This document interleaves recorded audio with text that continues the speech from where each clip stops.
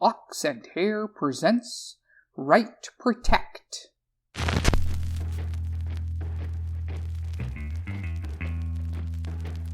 It's called a May-December romance.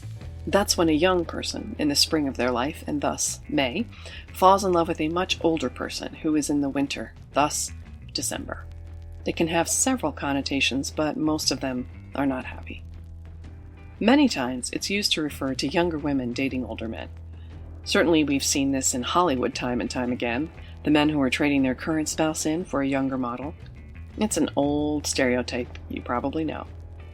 Now, I ain't saying she's a gold digger, but in a surprise to no one, it doesn't tend to run the other way. Oh, it's still frowned upon by the busybodies of society, but it could be that it's more rare. Or the sexism of the business that can't imagine a woman of more than 40 being seen as desirable by a young man. I'm not studied up on the subject, but I can only think of one major studio movie about this, and it wasn't a particularly good one. Nonetheless, that's what we're talking about here. A song written by a young man who is in love with a much, much older woman. Spoiler alert, it doesn't work out between them, but not for an obvious reason. As the philosopher Elia once wrote, age ain't nothing but a number. But, in this case, that number was too high for either of them to deal with. I'm Nora X, and you're listening to Right Protect.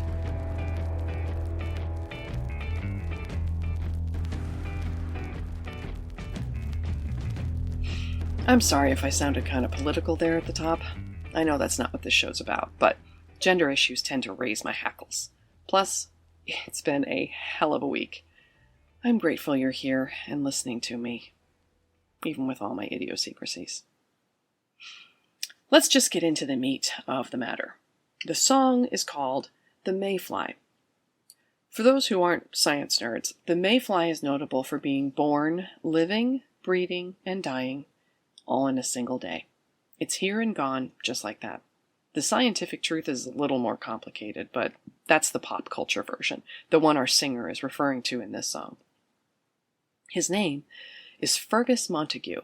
He didn't have a catchy name for himself or his band. No nom de plume or nom de guerre, just a straight-up name. Granted, the one his parents gave him was pretty solid, front and back. Oh, and the man could carry a tune. This is where the format of my show really grates. I want you to hear this song so badly. Fergus did a short set of 5 songs at this club. It's on the B side of the tape, and The Mayfly is how he closes the show. But I'm not allowed to play it. I can't even read you the lyrics. I'm feeling like Jodie Foster in Contact right now. When she's seeing the amazing sights, they should have sent a poet. Well, they should have sent this crate to a music journalist instead of whatever I am. I can't paint a picture. I can only scribble in crayon. As you've surmised, the song is a recap of a failed relationship that Fergus had with an unnamed woman.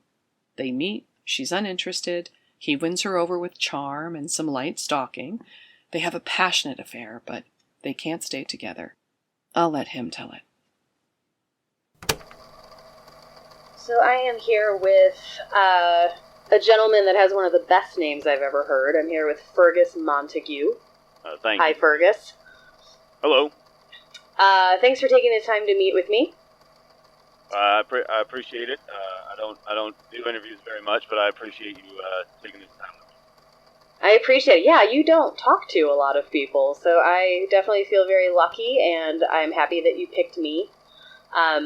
This should be pretty short and sweet. I just have a couple questions to ask you about maybe some things that are personal and some things that are less personal, if you're okay with that. I will do my best. All right. And if there's anything you don't want to talk about, just tell me. But you seem like an open book when you do sit down with people, so...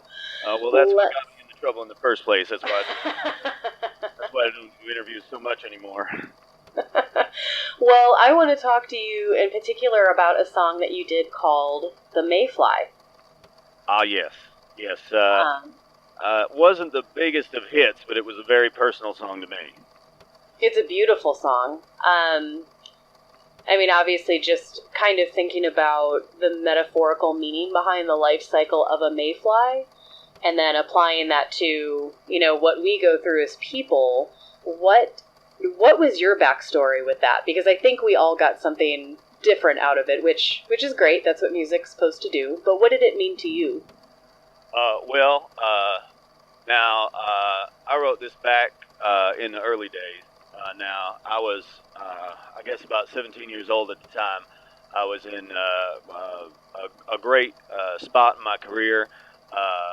We had just recorded a hit record, Babies in the Backseat, and it had gone really well. I was touring and met a wonderful woman whose name I do not like to disclose. Sure. But needless to say, she was a very famous woman, and we found ourselves in the same circles. But she was much older than me, and oh, did I love that woman. Oh, I loved her so very much. She was beautiful and caring, and well, we had a very short-lived relationship that I can't think of a single person that approved of it, frankly. But we loved each other very deeply. And in the end, of course, it had to end because no one could really deal with the fact that we had such a large age difference. And that's really what the mayfly, to me, is about, because the mayfly has such a short lifespan, as did our love. So that is really what I was trying to get to in the song, and that is really what I was feeling when I wrote that. So, I mean, obviously, as short as a mayfly's lifespan is, that's its life. So it's very significant to a mayfly. So I would say, well, I guess I should ask, so you're saying that relationship was something that was really significant to you, even though short-lived? It felt like my life had ended when that relationship ended. I loved her so much, and there was an incident, and we had to cut things off. I don't like to go into the details of it, but frankly, the government was involved. It was a whole to-do. I'm actually not at liberty to even talk about it, but yeah, when you said government, I sort of gathered. Yeah, they do not like us to talk about much. In fact, I may have already said too much. So we'll hope this recording lasts. Sure. But if I get a knock on my door and have to leave suddenly, we'll just say this was my last interview. I think I'm going to be signing off for a while myself, and I'm really happy that you are the person that I'm talking to when, is potentially my last conversation for quite some time. So thank you for taking the time to speak with me. Well, of course, and thank you for having me. No problem. I hope you find what you're looking for. I hope I find what I'm looking for, and I hope anybody that's come across these tapes, hopefully at some point in time, finds what they're looking for. But for now, this is Lady D signing off. Endings. Never easy. This tape is dated November of 1984. It's chronologically the last recording in here. Yeah, there are a couple in here without dates, but as far as I can tell, this is the last one. Here is the place where Lady D's story stops. And I think it's time for mine to stop too. I don't think I can do this anymore. Before I go any further, I want to thank you for listening. You specifically. I don't know how you got here, but I'm grateful to you. And to those who've left reviews and emailed me, you have my thanks. I apologize if I didn't reply. As I said, it's been a weird time. Things have gotten strange in my life since I started this. The odd mail then the phone calls. Now I'm seeing people watching me. I don't know if it's just paranoia or something else, but it's unpleasant. And I haven't gotten the responses that I was hoping for. I was hoping someone would reach out to me with answers, with more tapes, with the novel that all these tapes were part of, a link to the overlooked portion of the internet that shows where all of these things make sense. But none of that has happened. Even with my small and dedicated fan base, I feel very alone. This was a lark. I mean, I'm broadcasting seriously about deals with the devil and robot singers and immortal objects of affection. It's silly, but it doesn't feel like fun now. I'm exposed, and I don't like it. I should have just faded away. That's what podcasts do, right? One day they just stop posting episodes and are never heard from again. They disappear, just like the artists in these tapes. But I wanted to mark the moment, to let you know what's happening. So, we find ourselves in the realm of unanswered questions, something I hate. I thought it would end like Lost, but instead we're Twin Peaks, which stinks. Well, time to pull off the Band-Aid. I don't want to say this is the end, but it's the end for now. It was an experiment. I tried something. Sometimes those things work out, and, sometimes they don't. Sometimes a show is a tortoise, and other times it's just a mayfly. This is Nora X, and you've been listening to Write, Protect.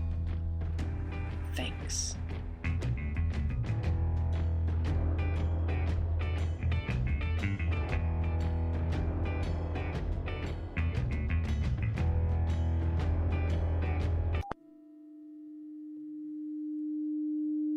Guys, I hope you're hearing this. I just got a letter, handwritten. It's from Lady D, postmarked this week. Not only is she real, she's alive.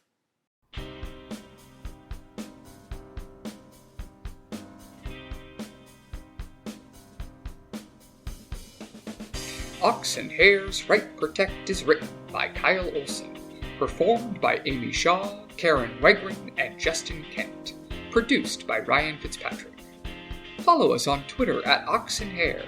Check out our Facebook page or come by our website, oxandhare.com, where we've got mysteries to unravel, the undead to console, and a time traveler. Just not all at once. Find new adventures each week on Ox and Hare's Monday Matinee. Come along.